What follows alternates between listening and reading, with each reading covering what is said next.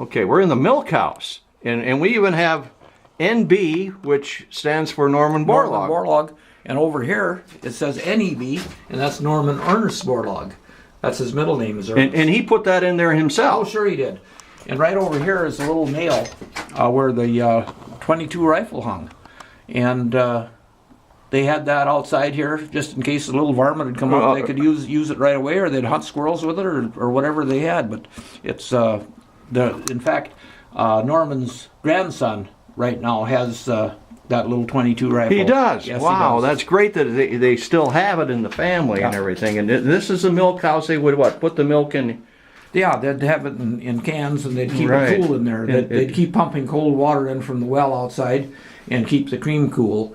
And over here is a separator where they bring the milk from the barn, put it in the separator, and turn the crank by hand, and it'd separate the cream from the milk. So you'd have skim milk that you'd feed to the pigs or the chickens or whatever, coming out of one of the spouts, and cream coming out of the other. And this is original here. Oh, this is original, yes. This is all original. Yes, it is. And this is where one of the great agricultural people of all time got his beginning working right here. Oh, no doubt.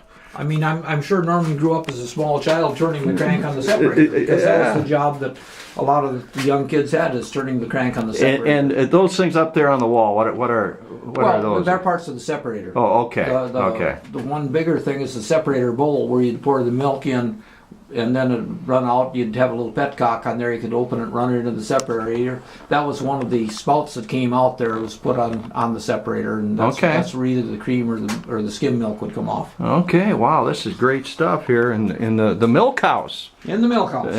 At the Norman Borlaug farm.